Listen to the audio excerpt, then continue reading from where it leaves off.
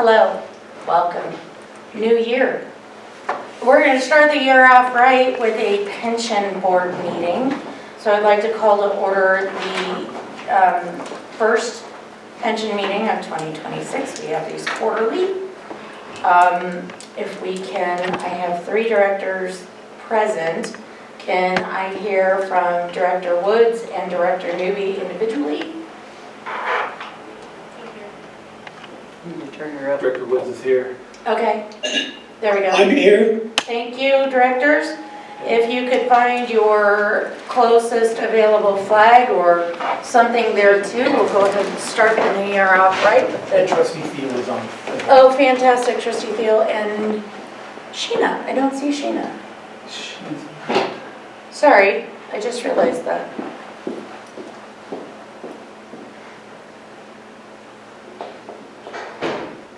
She is on. Fantastic, hi Sheena.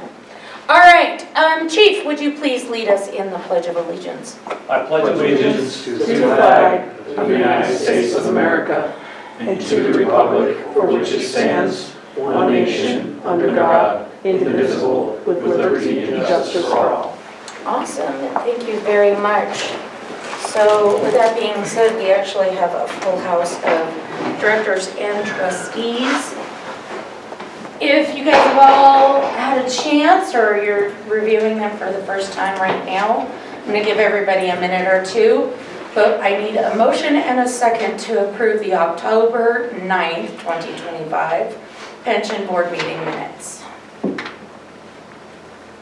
So move, or so I make a motion to approve. Thank you. I second. Thank you. I'll take Al's motion and Kathleen's second because I heard those first. All in favor signify by saying aye. Aye. Aye. Awesome. Thank you. Motion passes. Oh, stink. I got out of order. I'm so sorry. Additions, deletions to the approval of the agenda. It's pretty straightforward. Are there any objections to the agenda as it stands? Fantastic. So we will move on to old business, which would be the pension trustee election. So to bring everybody up to speed, after the redo of the bylaws for the pension, we set our pension trustees on an alternating schedule. If memory serves, Trustee Thiel, that is you stepping off this year, correct? That is correct. Fantastic. Chief, do we have any volunteers, nominees? Negative. Fantastic. All right. Looking around the room, everybody's hiding. Did you give me a list of all of the pension eligibles? Says that. In my email. Fantastic. All right, well, it has to be, if memory serves, a member of the firefighter from the membership, correct? I believe so. So volunteers. Yeah, it needs to be a volunteer. It needs to be a volunteer. It's a volunteer, retired volunteer. Retired, Yeah. okay. I don't see one of those in the room that I can voluntold.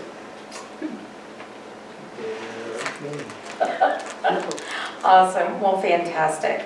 I will reach out to Ken Shine and see if he can rustle up a volunteer that we can bring to the April meeting? I believe so. April meeting, okay. Sounds good. Is Mr. Koch on that? He is, yes, I believe, yep, he is. Hey Flip, what you doing for the next year? He just became a grandfather. You did? Or has it, you have a grandbaby? As of yesterday, yes, I do. Fantastic, congratulations on the newest member of the firefighter membership. Welcome to Elk Creek. What are you doing for the next year? Do you want to volunteer? I'm rather oversubscribed already, Madam President. It's okay, I don't mean to put you on the spot. I will reach out to Mr. Shine and see what we can rustle up for a volunteer to fill Colt Thiel's position, because if I also understand correctly, am I allowed to make your announcement, Mr. Thiel? Or would you Yeah, like? you do. So Colt is going to be leaving Elk Creek, and we will miss him, but it's my understanding that you're gonna go play with our neighbor fire department, correct? Yeah, I'm gonna be over there just so I can kind of keep my certs up, and hopefully when things calm down in the future, maybe I can come back. Fantastic. Well, we wish you the best of luck, and thank you on behalf of all of the board members. Thank you for your service to Elk Creek Fire. So we will go into our April meeting down a trustee until we can find a replacement. But while we have Colt, I would like to move on to new business, which is a recommendation for an increase to the pension payment for 2026. Does anybody else want to take this topic, please?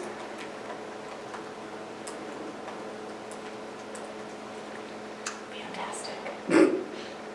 You guys are all super quiet this year. So we had an opportunity as a pension board to review the actuarial report that came out from the 2024 pension numbers, correct? Yeah. And after reviewing that and looking at where the pension stands, we came up with a net increase to the pension that is sent to our retirees who are pension eligible, an increase of 10%. Is that correct, Al? I don't recall.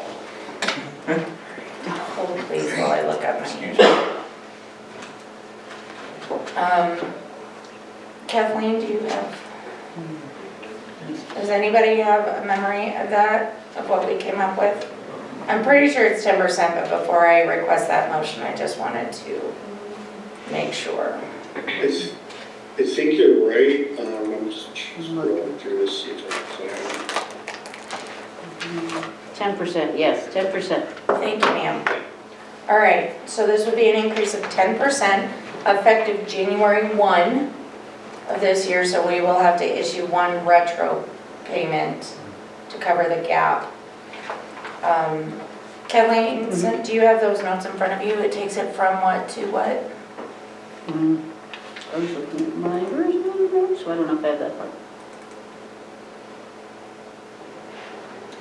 We had a really good conversation about this, but it was last year and 3 months ago, so.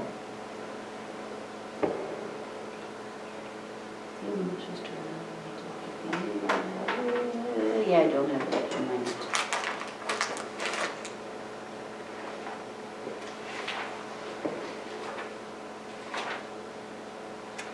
Well, it was 10%. I think it equated to 21.5 or 22.5, but the net effect is 10%. So I will entertain a motion to increase the pension payment by 10% effective January 1, 2026. My motion. Thank you. Second. Thank you. All in favor signify by saying aye. Aye. Aye. Aye. Right, I heard at least 5 members, so we will take that as an approval. Thank you all. And then going into, we have the third quarter 2025 allocation report in your board packet. Has everybody had a chance to review that? Any outstanding questions? Anybody need some clarification? Hearing none, we will move on. Is there any other business to be brought before the pension board? Anybody got a hand raised or a public comment that they would like to make at this time? I do not see anything on the Zoom. Fantastic. Well, with that being said, I will call this meeting adjourned at 6:12. Thank you very much. All right, moving on. We'll go ahead and call the first regular board meeting of the Elk Creek Fire Protection District to order at 6:12. I have all of my same board members. We've already done the Pledge of Allegiance. And this is the time of the meeting where we do a moment of silence for the fallen firefighters. I am nowhere near as spectacular as Bethany is on collecting up these names, but I did collect up all of the names from the NIOSH site on deaths from line of duty deaths since November 22nd, which was our last meeting, through today. And for the record, Chief, if I will provide this list to you. If I miss anybody, please have Bethany bring them back forward. But I did not want to go 3 months without recognizing these firefighters. So, on November 25th, Michael Carter from kidney cancer. November 26th, Matthew Deschen, unknown causes. November 27th, James Ritchie's cancer. November 28th, Scott Hall, unknown causes. November 28th, Chris Stone, unknown causes. December 1st, Dave Touche from leukemia. December 3rd, Christopher Brainard from Hodgkin's-related cancer. December 8th, Kevin Roth, cancer. December 9th, Pieter Grossbeck, cancer. December 9th, Sarah McCarthy, unknown heart-related death. December 11th, Victor Cleveland, colon cancer. December 16th, Brandy Alanians, stomach cancer. December 21st, Stuart Campbell, cancer. December 22nd, Timothy Michael Burtz, stroke, cerebral hemorrhage. December 22nd, Thomas Donady, stomach cancer. December 26th, William Becknamy, cancer. December 31st, Daniel Cook, cardiac arrest. January 2nd, Michael Carlisle, lung cancer. So if I can please have a moment of silence for those fallen firefighters.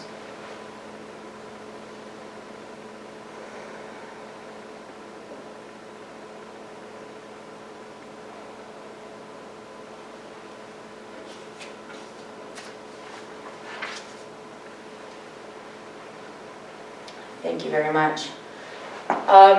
As just a point of information for everybody in this room and online, the budget season was very hard on the Firefighters Trust in Colorado.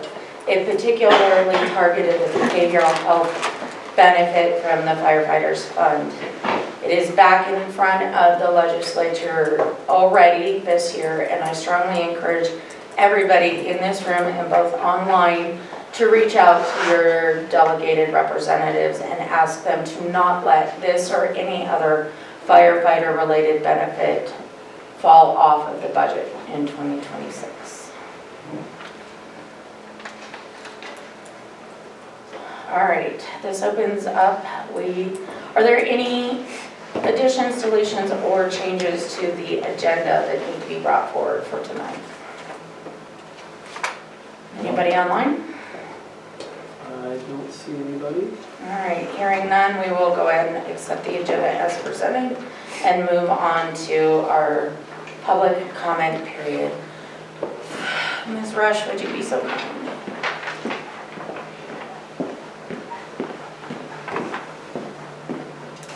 Fantastic, thank you. As a reminder both to those in person and online, you have 3 minutes. Please keep your comments respectful. You're in public arena. And the first up is Mr. Neil Whitehead.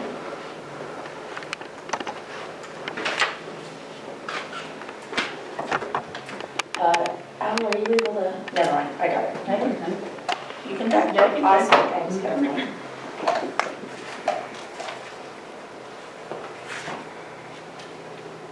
Ready? Yep. Good evening.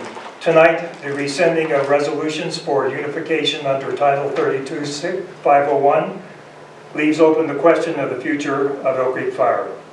In November 2023, the people of Elk Creek Fire voted down a ballot issue to consolidate under Title 32-601 with North Fork and Inter Canyon districts. Then in November 2024, the Board of Elk Creek Fire used an administrative action, Section 501, to attempt to override the will of the people. The consent of the governed is a bedrock principle of America. Elk Creek Fire now has 2 strikes against them. Fire Board President Devaney in the January 22nd Canyon Courier today said, "I am not saying never, but right now there are no talks of consolidation, merger, or a unification," end quote. Elsewhere in the same article, she said, "We have no intention at this time of sending it to a vote." Why is Elk Creek Fire so opposed to allowing the people of a district to have the freedom to decide their own destiny? The only way that Elk Creek Fire can regain the trust and respect of the voters of this district is by placing a ballot issue in a November election, like this fall, for a yes-no vote on consolidation with Conifer Fire Department, headquartered in Buffalo Creek, just as was done in November 2023. My question, President Devaney, is Elk Creek Fire planning another layer of IGAs, that is, intergovernmental agreements, in particular the creation of a fire authority? This is where firefighters and medics could be combined under a single fire chief, but both boards would be preserved. Locally, Clear Creek County is the fire authority. This action can be done by a simple majority vote of the board. Do not create a fire authority. Again, this is an overriding of the will of the people. Eventually, another mill levy increase will be placed on the ballot by the board. However, I do not believe this mill levy will pass if the board continues to advance administrative steps to produce a merger which maintains the overriding of the will of the people. The empire, quote, empire dreamed up by the 3 fire chiefs can only happen if the voters concur to relinquish local control. Save Elk Creek Fire.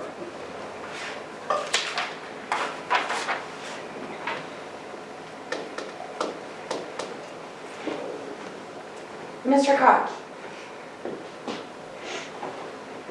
Hey, can you hear me okay? Yes, sir. All righty. Good evening. Thank you for this opportunity to address the Elk Creek FPD Board of Directors. My name is Flip Koch. You know who I am, so I'll spare you my usual preamble as I need my full 3 minutes.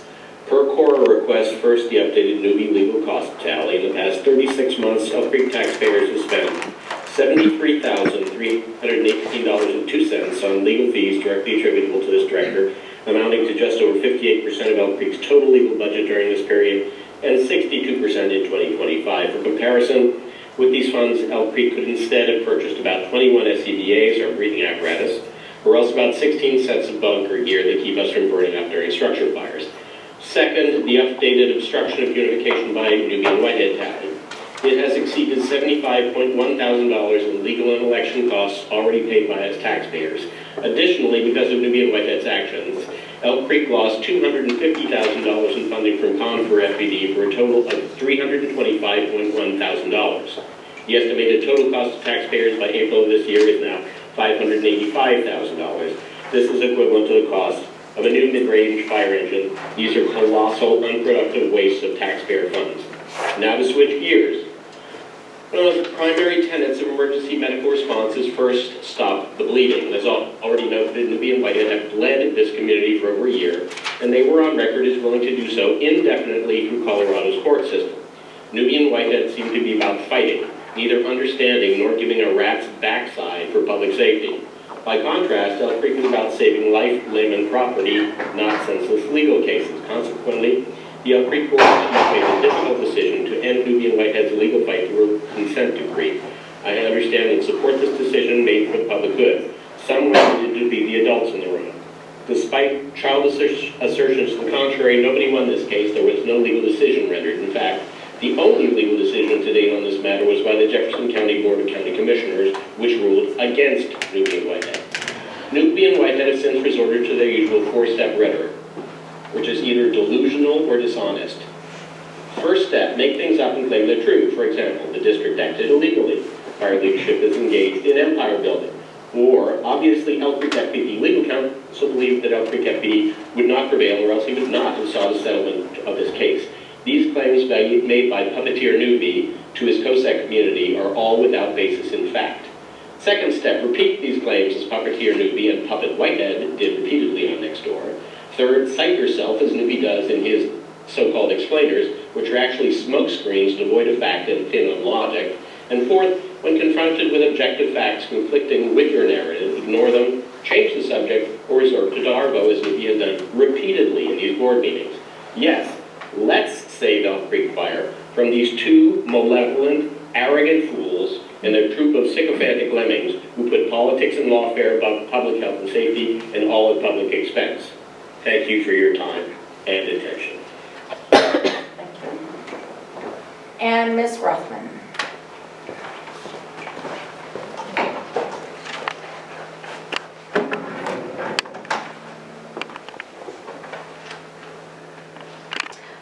Hello, my name is Katie Rothman. I am a social media professional operating under myself, working with public organizations on digital communication, transparency, and community engagement. I reviewed the proposed social media regulation policy in the board packet, and I wanted to share some concerns primarily around transparency, trust, and the role social media plays in a community connection. At its core, social media is about the community. For many residents, it is the most direct and accessible way to stay informed, ask questions, and feel connected to the district. That connection matters. During the 2024 strategic plan, residents specifically asked for continued communication and engagement through social media, and the district has spent real time and effort building that trust. During wildfires and other emergencies, social media is a critical public safety tool, often the fastest and most effective way to share real-time updates, evacuation information, serious safety messaging with the community, and it is also a way residents communicate on a trusted platform, sharing real-time experiences across our acres and miles in our rural area. I want to be clear, operational policies should remain with the chief and staff. My concern is not about how the district operates day to day, but how the public is able to engage with, understand, and trust the district through communication channels. As written, the policy grants a very broad right to remove comments or limit participation based on subjective terms like off-topic, disruptive, or misleading, without clear definition or explanation. When content can be removed without notice or transparency, residents may feel that criticism, uncomfortable questions are being hidden, even if that is not the intent. That perception alone can weaken trust. There's also important free speech considerations. District social media pages operate as limited public forums where reasonable rules may exist, but must be enforced at a viewpoint-neutral manner, where the public agencies and elected officials are, within reason, open to scrutiny. Allowing criticism is not failure of communication, it is often the sign of a healthy and engaged community. Policies that feel over-restrictive or opaque or eliminating social media altogether can unintentionally undermine the security of a community. When social media is done right, it strengthens trust, improves understanding, builds stronger relationship between the district and the people it serves. I encourage the board to talk about the policy, lead with transparency, define standards, and have accountability for everyone. Doing so would protect the district while honoring the community's request to stay connected and have openness on social media. Thank you. That's right. Are there anybody online that would like to I do not see. exercise their, if you are online and would like to make a public comment, At this time, please raise your digital hand so Chief Ware can see. Do not see anybody. Fantastic. Going? Going? Gone.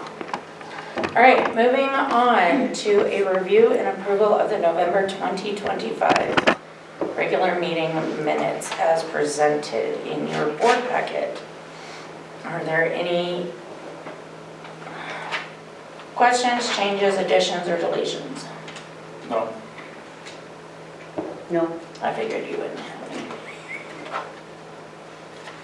Hearing none, I would entertain a motion to approve the November 2025 meeting minutes.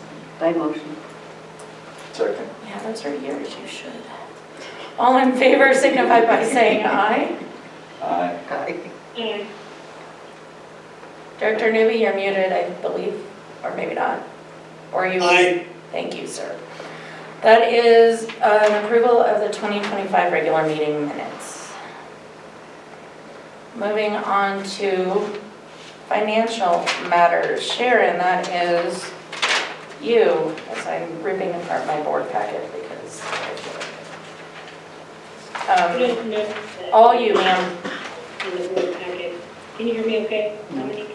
Can we turn her up a little bit? Yep, I'm working on that right now. I think Awesome, about as loud as thank I can go. That's as good as I can get. All right, awesome. Everybody be quiet while we listen to Sharon.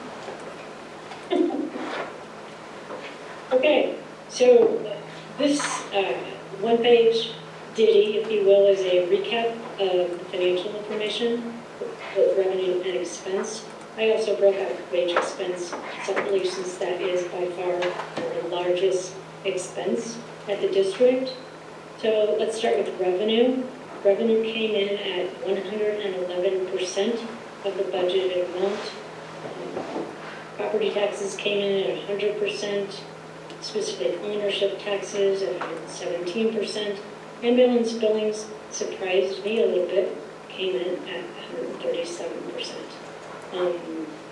Other income came in high, but again, it's not a big number, it's a small number.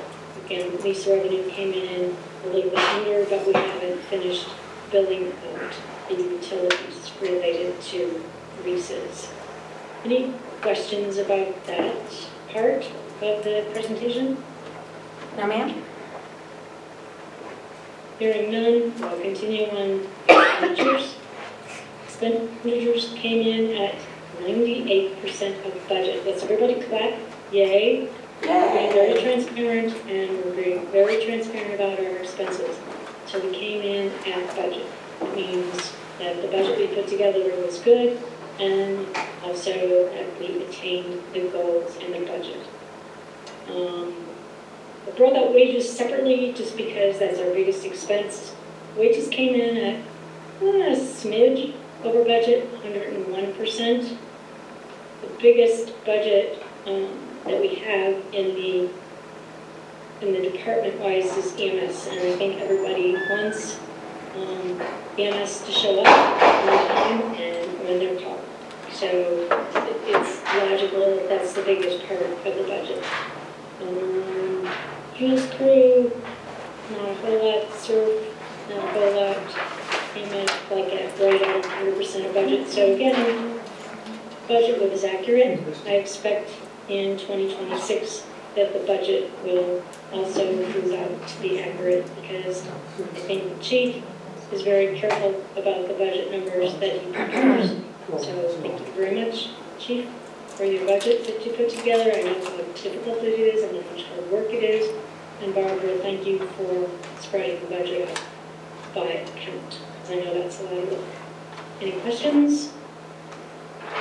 No. If not, I have a motion to approve the December 31st, 2025 end of year expenses.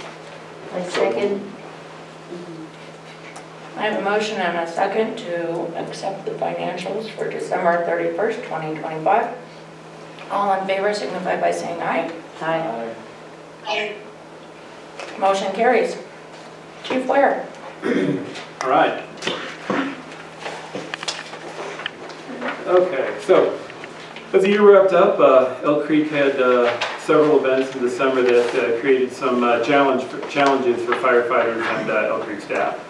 During one of the coldest nights of the winter, I think the only one we've had so far, our boiler had a malfunction which led to a water leak. Leak damaged 4 of the 5 offices in the admin area. This included drywall, flooring, et cetera, et cetera, et cetera. All that had to be replaced. We ended up filing an insurance claim. All the furniture had to be moved out. That was one of the reasons we did not have that December meeting.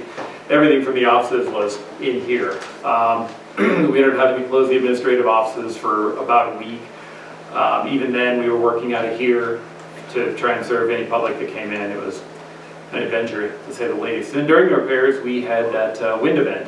The wind event took place across the Front Range in the Elk Creek District. We chose this event to test our draft fire danger operating plan. We've been working on that for the last few months. This plan is a guide for staffing and resource allocation during specific events. The plan worked very well. At one point in time, we had 7 calls, and all the calls were being answered by appropriately staffed apparatus. We had several fires and numerous calls during the wind event and relied on minimum mutual aid.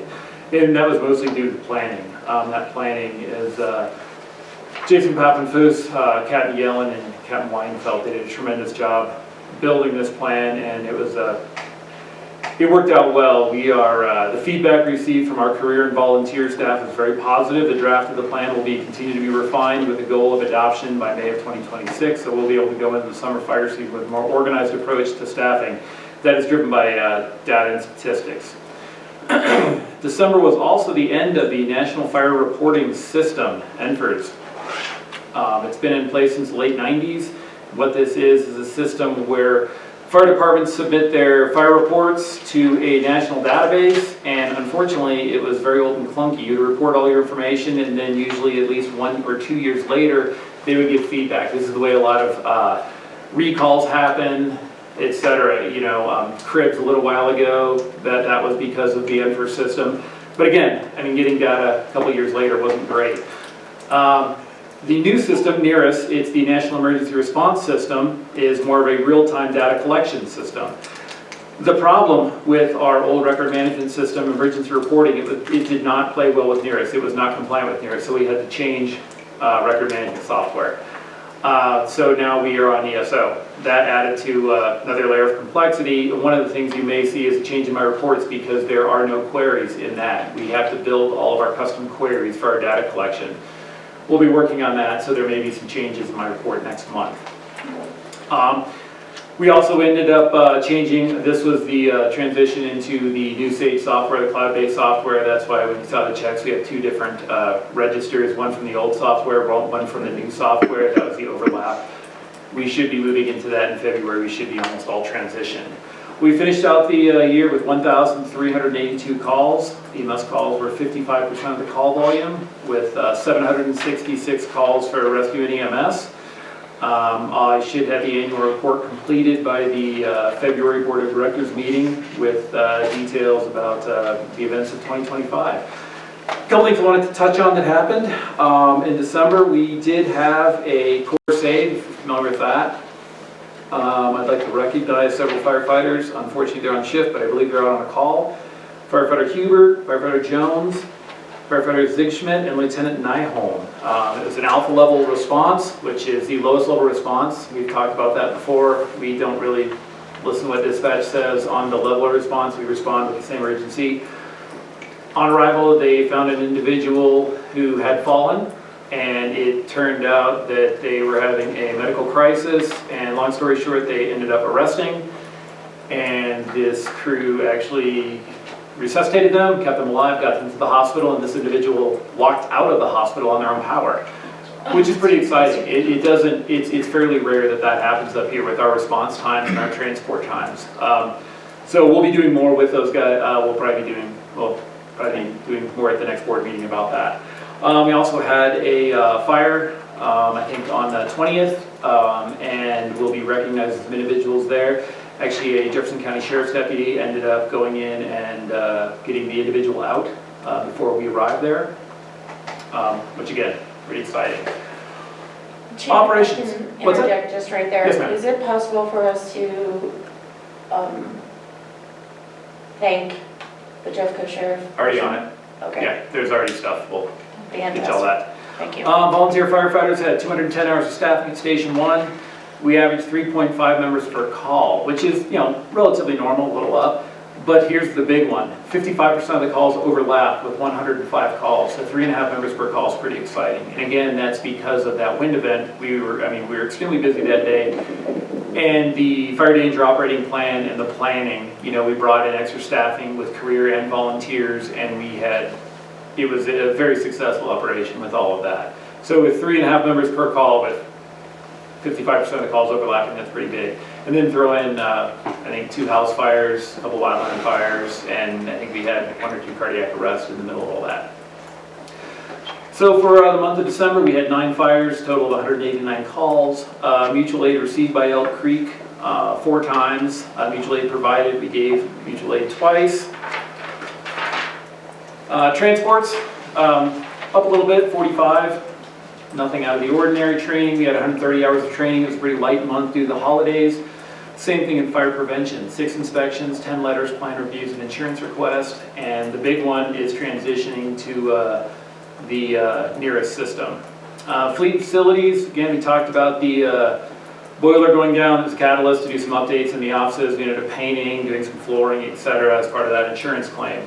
This is funny, I did this last week. All apparatus are in service, and our new ambulance is scheduled for delivery at the end of January. That is now pushed back. The ambulance is now pushed back to March for both of them to deliver.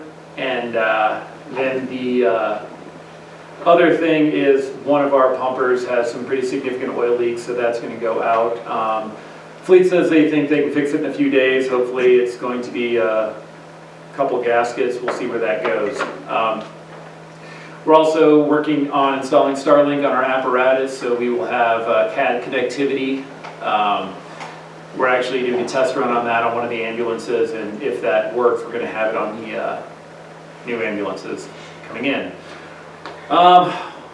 Wildland, we'll talk about wildfire prepared project planning, building projects for some roadside mitigation in several parts of the district.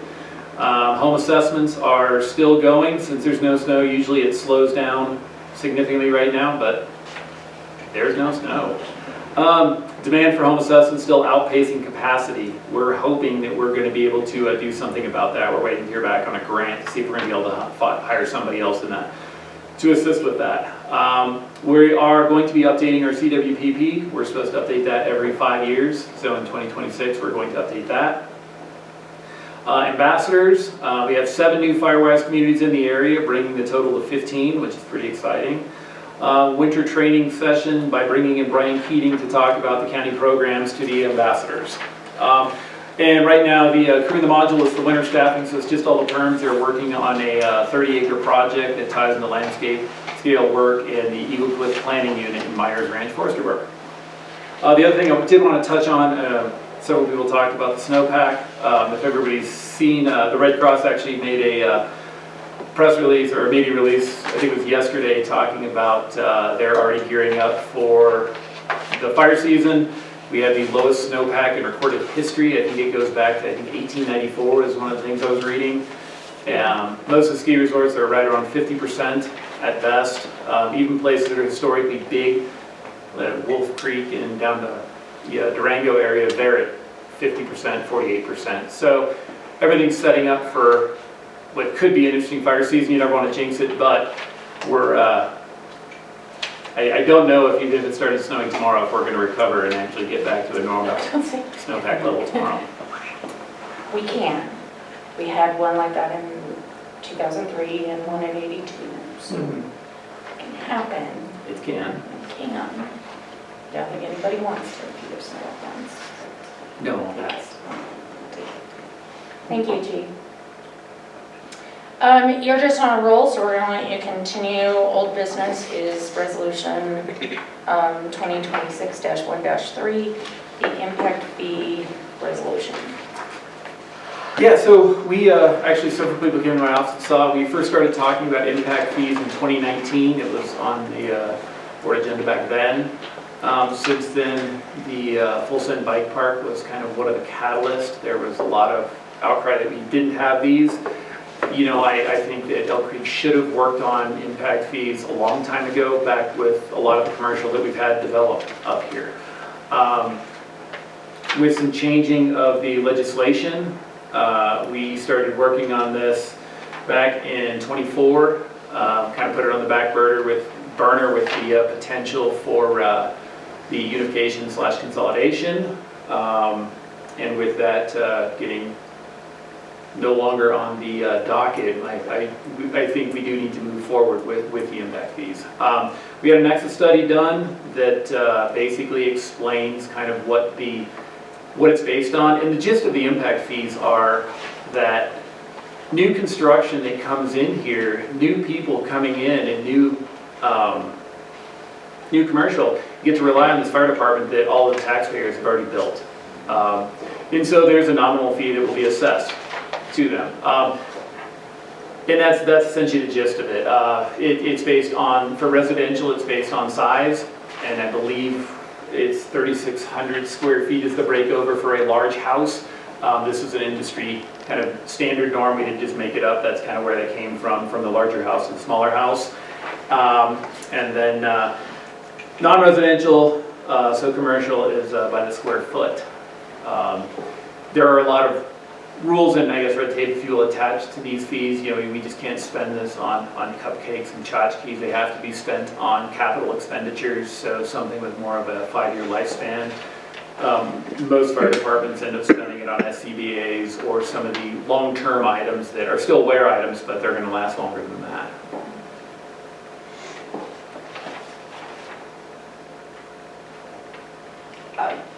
Are there any questions regarding the impact fee resolution? No. President Devaney, just a quick clarification. I noted in the packet, because we had initially scheduled this a couple months ago, I would just note that in the first numbered paragraph of the resolution that starts on the bottom of page 1 and moves to the top of page 2, the date for when these are triggered should be updated to be, I would probably recommend February 1st, 2026, since the adoption would be tonight. And then they would essentially go into effect for any development application that is submitted on or after February 1st. We can't backdate them to one now? Yeah, because it's always triggered by adoption. I mean, technically you could do it as of today's date would be the earliest, but usually there's like some wiggle room. So that's up to the discretion of the board, but it can't stay November. Fine. Yeah. You can do it today. Kathleen, is that your recommendation? That's right. Would you like to amend? How about you make a motion saying so and then adopting the resolution? Yes, I make a motion to amend the effective date to January 22nd, 2026. Second. Is that also including to approve the resolution? Yes. Do you support that second? Yes. Okay, fantastic, thank you. So there is a motion on the floor to approve the resolution 2026-1-3 regarding impact fees and amending the date to 2026-1-22. All in favor signify by saying aye. Aye. Opposed, same sign. Director Newby, if you're muted, I can't hear you, sir. I'm not muted, I said aye. Sorry, I could not hear you, thank you. I was going to say, I believe it's unanimous. Huh? I believe it's unanimous. Okay, fantastic. Resolution 2026-1-3 passes unanimously. Thank you very much. That's for you. All right. Moving on to new business. Resolution 2026-1-1 is establishing our regular meeting schedule for the year. Ooh. Just a pause. John, should we not have had one of these for the pension board? I mean, it's kind of, the pension board's set more specifically, I think, from the bylaws, Okay, but just checking. Yeah, I mean, it's a good question. I think that it's technically the open meeting law's requirement, so you could, but since they're more intermittent as needed, and it's kind of a preset schedule. But yeah, I mean, you could ratify one in April. Okay. Doesn't item 2 do that in that resolution? Yeah, but I don't think we can actually do that in, Oh, in they're this. separate in boards. this one. Right. Yeah. Mhm. Okay, so, Chief Ware, Yes, ma'am. can you bring forward in April a resolution for the pension board for their meeting schedule for 2026 Of course. that we will ratify? And I will entertain a motion to accept Resolution 2026-1-1, striking item 2, So because moved. it's not our purview to make that decision for them. So moved. You need a second? Second. Thank you. All in favor signify by saying aye. Aye. Aye. Thank you, motion passes unanimously. Jake, can you please have a redrafted copy of this? Yeah. For us to sign next month? Yep. Thank you, sir. All right. Moving on for what I'm assuming is a long-awaited motion for some people. Before you, in your board packet, is Resolution 2026-1, -2. yeah, -1-2. Jake, can you amend that to say 2026? Yep, a lot of these, I do apologize, I just got carried over from It's all right, it happens. December. Yeah, I figured it was because of the December meeting stuff. Is a resolution rescinding unification with the Inner Canyon and North Fork Fire Protection Districts. John, should that not be Conifer Fire? Well, it's made to reference the original, prior okay. act, yeah, so that's how it was introduced, so, Okay, just making sure. yeah. To settle litigation challenging the use of the exclusions, to challenging the use of the exclusion statute to accomplish a merger. I will entertain that motion. In a second, please. Motion. Second. Fantastic. Before it goes to vote, is there any discussion on the motion? Because I have something to say. I'll wait until after you, but I would like to say something. Okay, fantastic. So, I've rewritten this probably a dozen times, and we're just going to go with it. After careful consideration and more late nights involving caffeine and candy than anyone should spend weighing the consequences and ramifications of what is believed to be the right movement forward for the Elk Creek Fire Protection District, Directors Devaney, Leo, Noonan, and Woods have chosen to end the legal battle initiated by Director Newby and Mr. Whitehead over the proposed consolidation of Elk Creek Fire and Conifer Fire. I want to be clear, before the speculation machine revs up again, this decision was not made out of doubt, weakness, or legal uncertainty. It was made out of a strong commitment to common sense, fiscal responsibility, and doing the actual work of serving this community, not endlessly chasing our tails in court. At no point did we question our legal authority to pursue the consolidation through the statutory process. At no point did we doubt our legal counsel's ability to prevail. And for the record, the court's denial of our motion to dismiss was procedural only. There was no judgment made regarding the claim's merits. It just meant that we'd have to spend more time and money arguing about it. We were and remain confident that we ultimately would have won, just as districts before us have done. However, we are not naive. Our opponents, Director Newby and Mr. Whitehead, have made it very clear that they are committed to taking this issue to the very, very bitter end. As quoted in the Canyon Courier, Director Newby confirmed that even if we had prevailed in district court, they would have kept going, all the way to the Supreme Court if necessary, which translates to continuing expense and wading through the muck of what is most certainly a full-time hobby for certain people. And while others may be content to tilt at windmills in the name of principle, we don't have the luxury of indulging those theatrics.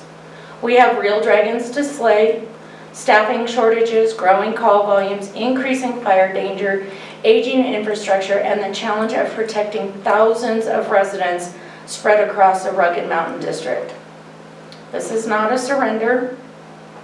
The goal hasn't changed. Delivering better, more efficient emergency services to our community.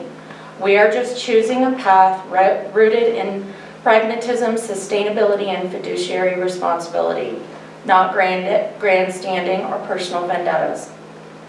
While we continue to pursue collaborative, transparent, and community-driven solutions to strengthen the public safety, we remain deeply grateful to the residents who trust us to act in their best interest and who expect us to spend their money wisely. To our firefighters, thank you. You are the ones out there doing the hard work every day in real emergencies, not imagined ones.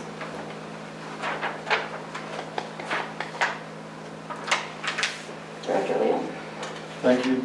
I 100% agree with the statement made by President Devaney, because I recently ran for election and I was recently asked why I ran for this seat, and I believe I need to explain this prior to my vote.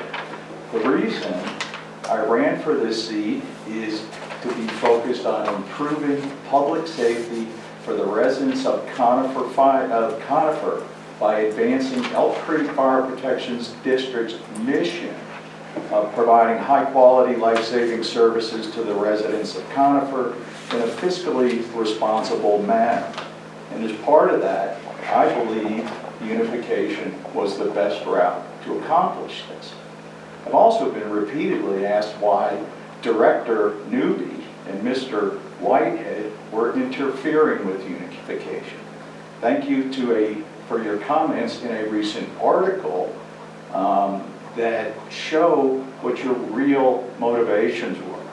It was all about a political perspective on Title 32 exclusion and inclusion and taxes. What strikes me the most was that the best interest of public safety or ensuring Elk Creek Fire Protection District is positioned to provide the level of services the residents of Conifer deserve aren't mentioned at all in any of your actions, your public statements, or the publicity stunt held a few weeks or months ago. I thought Elk Creek Fire Protection District and this board was about providing the best fire, EMS, and wildland services in a cost-effective manner, the best interest of public safety. The reason I'm going to be voting yes today were articulated by President Devaney. Thank you. Any other public comment? Or, sorry, director comment? Hearing none, I call for... I have a comment, nominee. Okay. Yeah, let me read a statement here into the record. So this is a statement of opposition to the approval of this this resolution. I oppose the approval of the Elk Creek FPD Resolution 2512 as written due to the following.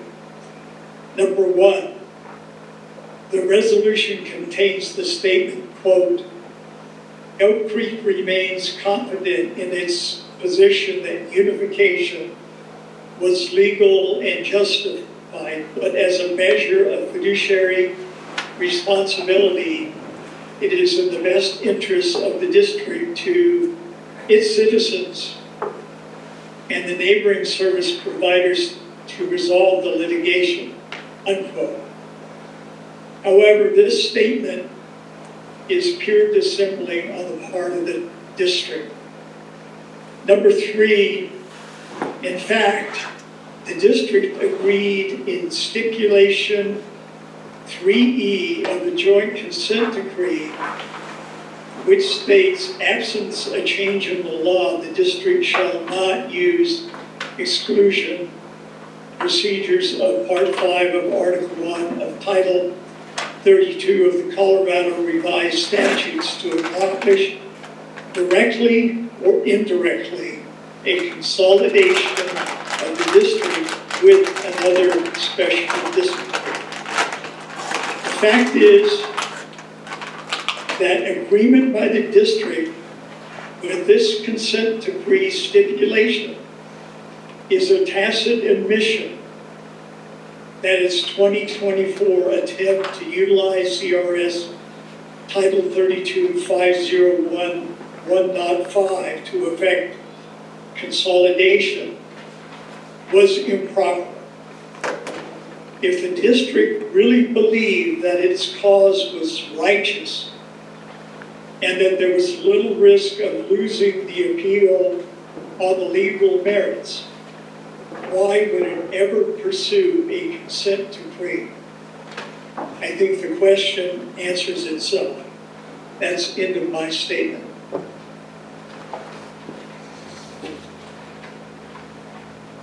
I think I'd like to say something. Okay, go ahead. I think President Devaney's statement was quite clear as to why we stopped this protracted legal battle, which was sucking precious funds out of this fire district. So I vehemently disagree with Director Newby's statement. I ran for this board because I thought that unification, consolidation, whatever word you want to use, was what was in the best interest of this fire district and these firefighters, both volunteer and professional, and the citizens of this community. And listening to a certain director every month and his pal that shows up here every month saying Save Elk Creek Fire is exhausting. But I will do it, and I will do it every month for the term that I am serving, because I truly believe that this fire district is better off unifying with their neighbors to provide a cohesive group of people that can protect us from the wildfire risk that's out here, from the fact that we are so far away from a hospital. These guys saved someone who coded. I was here the night of the windstorm and watched these men and women stop everything they were doing to run a call on a fully involved structure, and a man who ended up passing away because he did have a DNR, but still, and they just went, and they went, and they went, and they went, and I will sit up here, and I will fight for them, and I will sit here and listen to the lies that are spewed by one of our directors with the name of Newby and Mr. Whitehead, and I will sit here every month and listen to it and not believe a darned word of it. That is the end of my statement. Director Woods, you're the last director standing. Do you have anything you would like to say? Actually, I'm sitting. Oh, okay. Yeah. I'm not standing. Yes, I do have something to say. And that is, I've listened to Director Devaney, President Devaney. I listened to Director Leo. I've listened to Director Noonan. And I listened to Director Newby, whom I believe is overly, I don't want to say the word unfit to be a director, but he does not have he doesn't care about the fire department. He cares about himself, and he cares about his pal, Mr. Newby and Mr. Whitehead.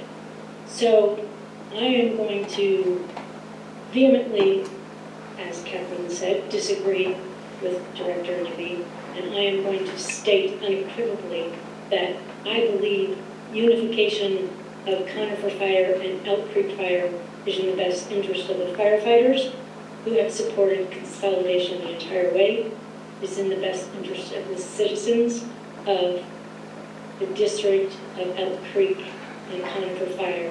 And I think it is a shame that the legal issues were brought forth, and the consent decree was just that.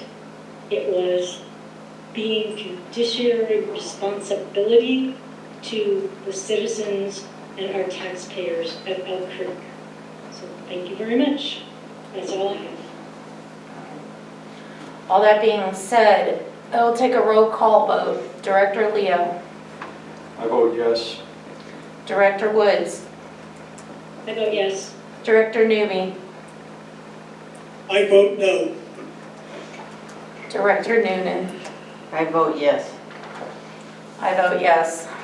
Motion carries.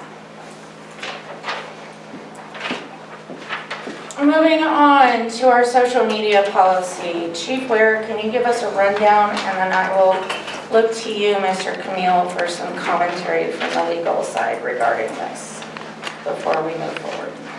Yeah, so, social media has been a hot button over the last several years. Many people say a lot of things on there. And then this came to a head where somebody said something to Director Newby on our social media, on our Facebook page. We did remove it, which it's ended up being a whole thing. We have a social, we have our social media policy on our Facebook page. I feel our moderators do a good job, our two PIOs do a good job of keeping an eye on it. Unfortunately, some things slide through. I reached out, you guys asked me to come up with something. I reached out to Mr. Camille. We got this is a draft, that's why it says draft, this is not gospel. I think there's a lot of discussion that needs to come into this. I don't think we need to adopt this as is. I don't think that's a great idea. There's been a lot of discussion on whether or not what we do with our social media. There was discussion on moving to not allowing any comments on the social media, which I'll talk about in a little bit. And then what you remove and what you don't remove, and it really gets into a lot of sticky First Amendment things. My personal take on it is I believe we should allow comments on social media posts. Full disclosure, guess what I don't do? Facebook. But a lot of people do. And it's a great way that I do believe as an agency we're able to communicate with our residents. In emergency times and non-emergency times. During the windstorm, you just go through and there's constant, our PIOs were on it all the time answering questions, people are reaching out. I feel it's a good way, because in lieu of, we don't have newspapers, I guess we do up here, but the readership is relatively small on this side. There's not a real good way to reach out to our public. And so I really believe that keeping our comments on our social media sites is important. I think that, sometimes things do slide through just due to the volume, and that's just kind of the way it is sometimes. I also think that adopting a more robust social media policy is a good idea. And then from there, we do have that long-winded SOG that actually talks about the moving parts and all those involving all the social media platforms. Is that the Cliff Notes version? I know there were emails going back and forth. Did I get it, sort of? Yeah. So, discussion? I would like, before we get into that, I would like Mr. Camille to weigh in. Certainly. On not only our policy, but best practice from a constitutional perspective. Yeah, absolutely. So, kind of what came out of this is that, I actually learned and then read through and had a little bit of back and forth with Chief and PIO Urban that you all did have a pretty robust, pretty clear policy already. It was just in the form of an SOG that I believe PIO Urban probably primarily put together with, discussions with Chief before that. So there was a very good framework already that was being used to, administer social media. So in that context, it was good to know that a lot of the major legal considerations, like First Amendment, what the forum is, were already addressed, and PI Oberyn has a very good awareness of what that line is.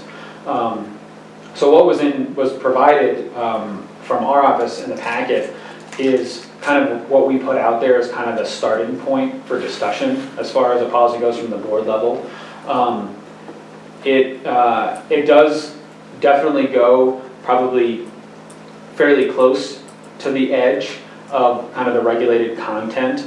And that's ultimately because what we always say is that kind of two reasons. One, it's ultimately up to you all, right? You all are kind of setting the policy, and we can talk about kind of where the standards fall. But if you don't have it in a policy, you can't regulate it at all, right? So that's really, in a limited public forum context, you really have to have a clear enough policy that you can point to and say, well, this violates the policy. Certainly we can argue about broad language, but that's kind of the general intent, is to provide some degree of examples of what could be in a policy like this. The second part is that there really is a difference when you talk about a true limited public forum analysis, because that actually does provide, if you have a clear policy, to actually limit the topics, like the purpose of the forum. That's really the idea of really separating it from either a quote-unquote traditional public forum or kind of like a mixed public forum. There actually is already a regulation that says this is why we're allowing this to happen. So that's kind of the baseline of that draft. And I agree with Chief, ultimately this was intended as primarily a proposal and discussion item, and that's really, I think it should be. It's always something that should be discussed and debated, and you come up with what works best for the district. As Chief alluded to, because social media is so much of a big part of people's lives these days, it's very easy and you're very comfortable with it. So, there's all different kinds of communication that go on there. So I'll be honest, and from a First Amendment standpoint, the lawyer answer is, just don't let anybody comment on it. Just turn them off. They don't have to deal with it because you're not making the regulatory decision on any kind of content, right? You're just saying nobody gets to comment. It's a one-way flow of information. You all still get access to the community. You're providing the information. There's just not the dialogue.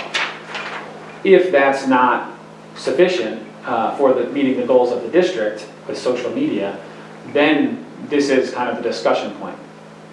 Our recommendation is, A, you absolutely should have a very clear policy that clearly establishes a limited public forum and the defined purpose of that limited public forum. The next step is to what degree there is going to be any kind of, content regulation. You always have to be viewpoint neutral, but in a limited public forum, if you have a clear definition, that you can actually have some degree of content regulation. The most extreme examples in any First Amendment context are things like true threats, where there actually is a specific defined threat on someone. Like that's never going to be protected. You can always regulate that. But in a limited public forum context, it's a sliding scale. It kind of depends on how clear you make your policy and what that true intent is of that forum.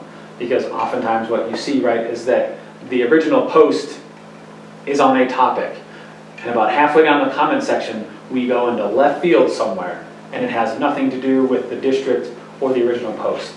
So that's kind of the context of how much you end up wanting to regulate. I generally give the advice that any kind of social media or First Amendment regulation is an extreme, example most often. This isn't intended to result in a lot of regulation and removing of comments. Ultimately, it's there to put in place that structure so that when we do have something that comes up, we have a very clear policy that we can rely on and make that call on a legal basis as to whether regulation is appropriate or not. So certainly, I understand some of the concerns that are brought up when it looks like there are terms that are kind of too amorphous. And certainly that's ultimately up to the board as to whether you feel comfortable having those in there or not. If they're removed, we just have to acknowledge what the limitation of the policy is. So that's ultimately kind of, where it really is intended to be at this point, is that this is probably as expansive from a regulation context as you could get, and you can kind of tease that down. And again, to some degree, I think I would say against the staff's recommendation at this point. But, as a policy determination, the board could also say the policy is no comments. So there's any number of kind of in between what's kind of the draft policy and no comments that we could talk about as far as what the final resolution is. Fantastic. For clarity, who drafted, did you draft this social media policy? Okay, fantastic. So it's, okay. Thank you for that clarity. We'll just go around the board for discussion. In the interest of everybody's time, let's try to keep our comments and discussion germane to the topic and pointed, not expansive Lincoln Douglas dissertations. Mr. Al, the beard is throwing me, the absence of said beard is throwing me off. This is called me Corporate Al. That's what it is, Corporate Al. Corporate Al. Fantastic. So in the interest of brevity, which is not my strong suit, we'll keep on rolling here. So based on what I've heard versus kind of my thoughts coming into this, I firmly believe we need to allow comments. Sorry, John. But I think the two-way dialogue and the connection with the community is something that's valuable to this district. I have seen that recently in my role as a community ambassador.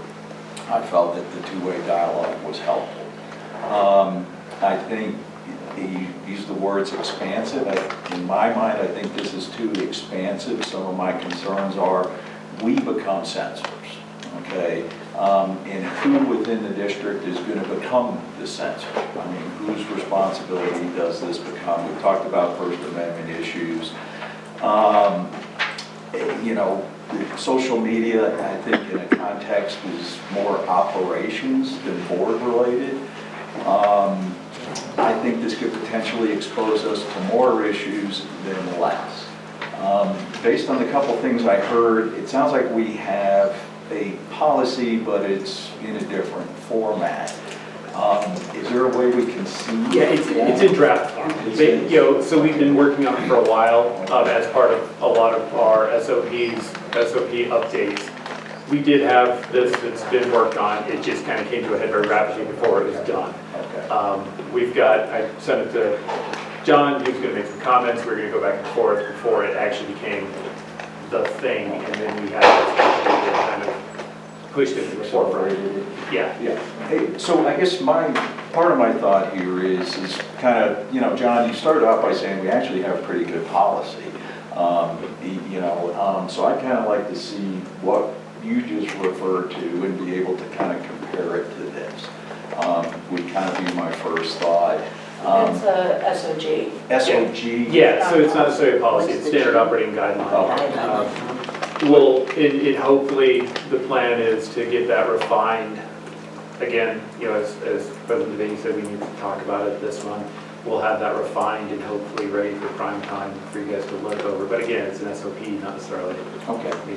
Okay, just a couple other things real quick. And John, this is going back to something that you said. You said as long as we have, a clearly defined purpose for our website, this is what this website is about, and you said, yep, then the thread goes sideways, okay?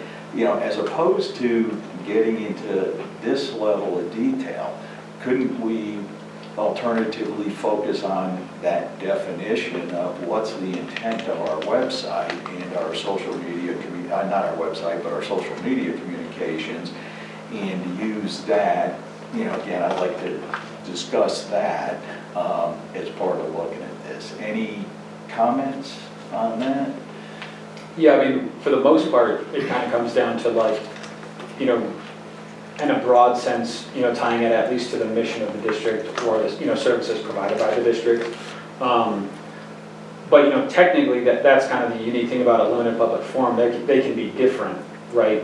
So like prior to the internet, the classic example was like a bulletin board, in a public building, and what the intent of the bulletin board was. And if you had a distinct policy that said it was only for XYZ, and someone put up something outside of XYZ, then you can take it down. That's kind of the same idea. So again, that ultimately becomes kind of the discretionary decision, right? How broad is that topic? But in that sense, at least related to, similar to how we have it defined in the public comment policy, kind of germane to issues that the district has authority over. So that's kind of in a broader context how you could technically limit it more if you wanted to, but that's kind of what you would generally talk about in that context. Yeah, and I think my perspective based on this as we discuss this going forward, my preference would be to look at how do we handle that high level intent in that definition instead of having to tick mark 12 different things that somebody's got to, keep track of. So I guess that, I'd like to see what we've got, what the deltas are here. I think a higher level approach would be mine. I think we should allow comments, and I think I'm done speaking briefly with the exception of, I kept putting my election poster, my little flyer up on the bulletin board at Starbucks, and it kept going away. They don't allow. And I kept putting it up, and they kept taking it down. And it wasn't until after the election that the manager there, I think his name is Anthony, he goes, "Oh yeah, that's against our policy. I was taking them down." And I was going, okay. And the distinction there being that Starbucks as a private entity doesn't really have to worry about the First Amendment. That's the unique thing here, is that this is the government, and if you're regulating speech, yes, then that comes under the First Amendment scrutiny. That makes me nervous. Yes. Right. Thank Yeah. And so, I mean, that's also, I think, to a certain degree, kind of what we always talk about as well, is that in the grand scheme of things, my direction, and wherever we land on a policy, but when I talk to staff about it, generally it's kind of the chief or the chief's designee is who's charged with actually monitoring it. And oftentimes, most likely, it comes in based on a complaint, right? Someone sees something and is reporting it. This is not about someone having to sift through comments and be like, that one out, that one out. That doesn't really happen.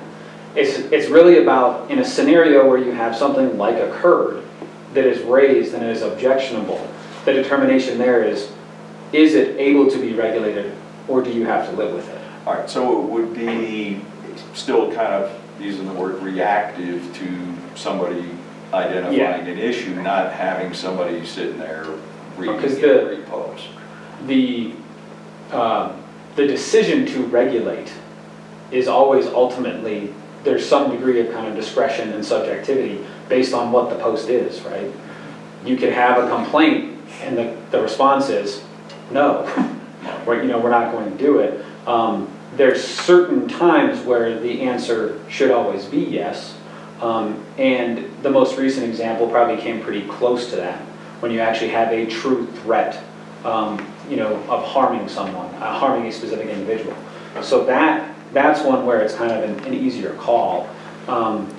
The kind of downstream issues are when too many people have access and the ability to kind of flippantly say, quiet you, Right. So that's the other part of the regulatory, and that's really kind of on the SOG side of how do we really regulate it, So this is intended to be kind of the kind of higher top down, and we've already talked about how ultimately we'll marry kind of the SOG in this, and ultimately the SOG, as I said, was already in pretty good form and tracked a lot of what is in the sample policy.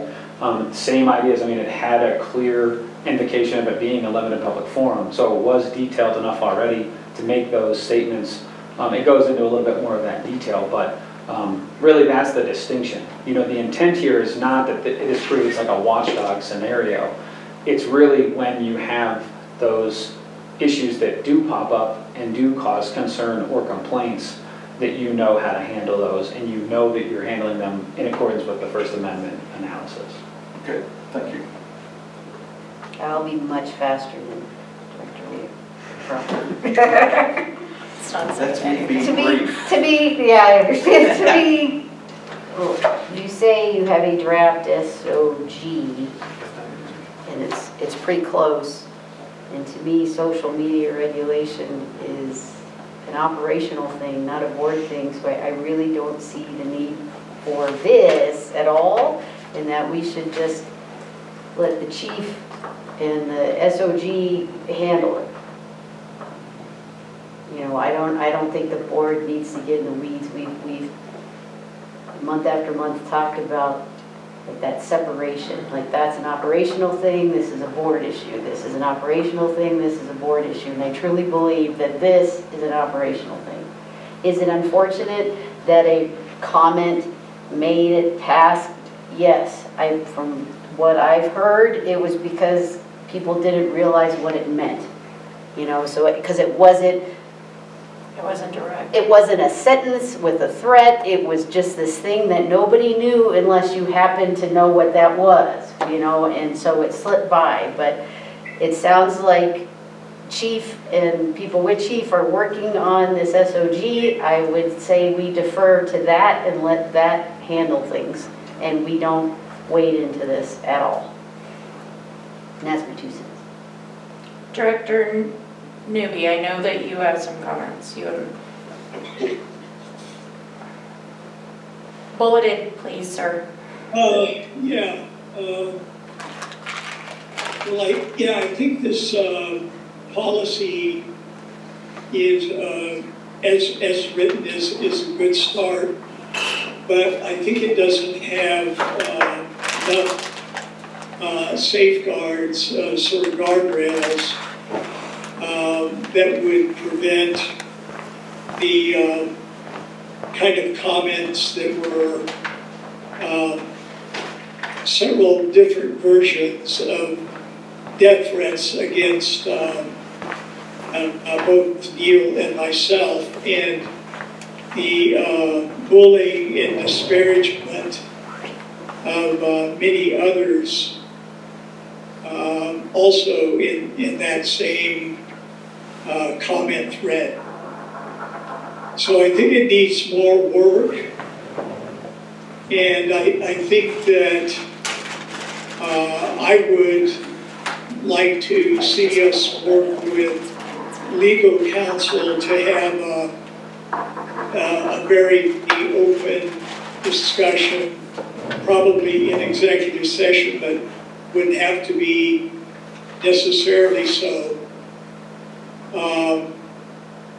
So I very much want to prevent, death threats or similar kinds of very unfortunate, concerning comments. And when you go back and review some of the past Facebook post threads, as I have over the last year and a half, 2 years, you find that there's a lot of bullying, a lot of disparagement, a lot of just very abusive comments by citizens that are very much in favor of what you call unification, what the law calls consolidation. But the posts have become a political forum and not a communication channel for properly communicating Can you bring it home? either the or informational, served as an informational pipeline. So that's my concern. Okay. Director Woods? I'm gonna let the show where to start. I do- Reader's Digest it for us, because this is gonna carry into another session. Okay, then I'm gonna just defer to the other session, to whatever session comes after this, because I don't think we're making a decision No. tonight. This policy, I believe it is just for open discussion. So I'm not gonna cause people to, like, tell me to shut up. I mean, freedom of speech, right? Yep. But I appreciate Mr. Camille's differentiation between private and government, because I probably haven't thought of it in that context, and I should. So there are parts of this that I agree with Director Newby, that death threats and are not appropriate, because freedom of speech basically says that you can't do harm to another person. So I'm going to hold my comments till we actually come up with a vote on this, if that's all right. Okay. Just for clarity, I am on the no comment period side of the fence. I think John and I have talked about this. I've been involved with far too many special districts that really get into the weeds and and really dance with First Amendment rights. And I am from a risk, this is where I become really risk adverse. Because I believe any removal of comment can be determined as a First Amendment violation.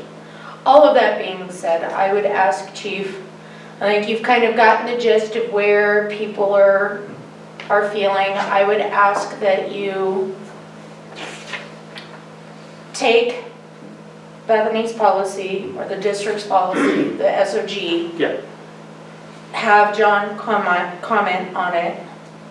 Refine it down to a place where you are comfortable with it. Bethany and I have had lots of conversations, because we are on very different sides of the fence with regards to that particularly the Facebook site, and come back to us in March.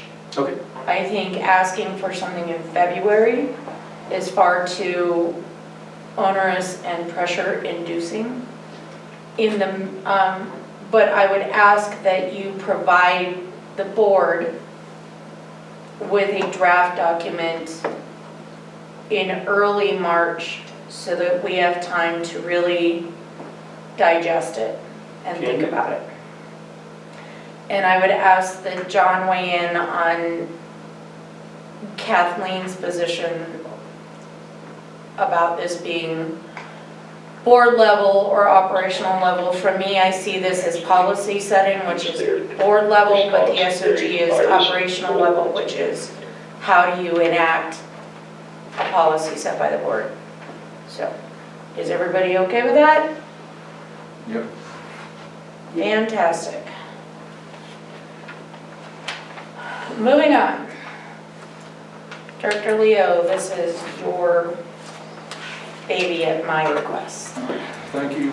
And in the interest of brevity, again. So this bylaw it's basically, it will become paragraph 3.9 of the bylaws as they exist today. It addresses the communication between the board and the staff. It really kind of comes into play based on some recent incidents, and we want to make sure that the chain of command is clear for district business. And so I'm just going to read through this real quickly, highlighting a couple of the key points. So 3.9, communication between the board and staff. All formal communication regarding district business. And, that's really kind of the thing I want to emphasize here. It's about district business, and I'll follow up on in paragraph 2. All that stuff should be directed through the chief. No individual board member is authorized to direct district employees or to involve themselves in day-to-day operational matters. So again, I think these are things that we've talked about. So official business through the chief, and no director can act individually. The second piece of this is nothing in the policy is intended to prohibit casual, courteous, and non-operational conversations between the board members and staff. However, such formal interactions must not circumvent the fire chief's authority or constitute directives on operations.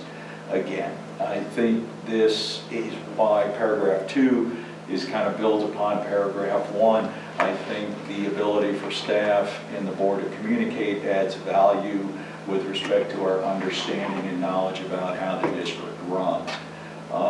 Item number 3 is there are some very specific laws around not implementing anything that would restrict the rights of employees to engage in lawful discussion or lawful association, political activity, collective representation, and other rights and protections afforded by the law, one of which is specifically the Colorado Firefighter Safety Act. So basically, again, this policy is not intended to interfere with that. So with that, I guess, is there any question? You make a motion. I make a motion. I make a motion to accept this bylaw as written. Second. All right, is there any discussion on this proposed draft or this proposed bylaw adjustment? Yeah, I have discussion. I'd like to know what problem we're trying to solve here that's not already covered in the bylaws. So we do have a section, let me just finish the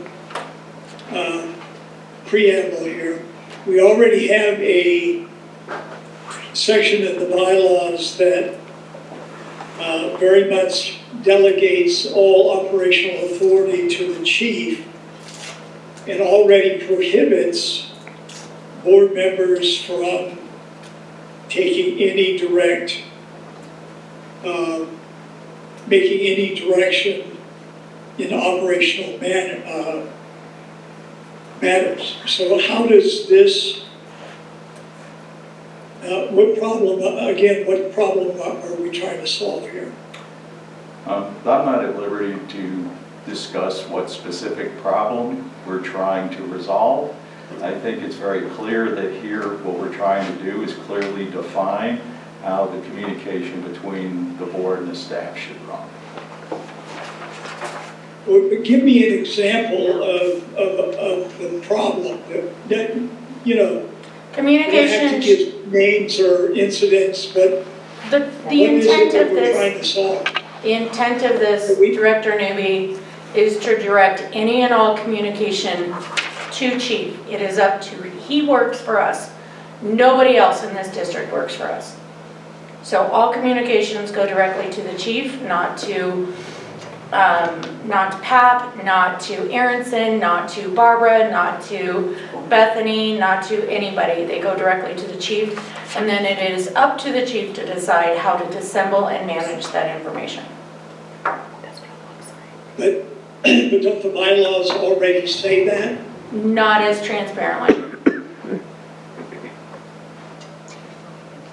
Well, I think they do. So, Other people do not. I mean, So you can vote as you will. well, I guess we can disagree. I think directors need to be able to talk to staff, ask questions of staff, not necessarily give direction, of course, but what Al has read out here would seem to prohibit all communication between directors and staff, even in passing. That's not No, what it that's not says. what it says. Item number 2 specifically addresses your point, Director Newby, and says otherwise. Could you read that to me again? You have it in It's your in the board packet. You can read it. It's on the last page of your board packet, Director Nibby.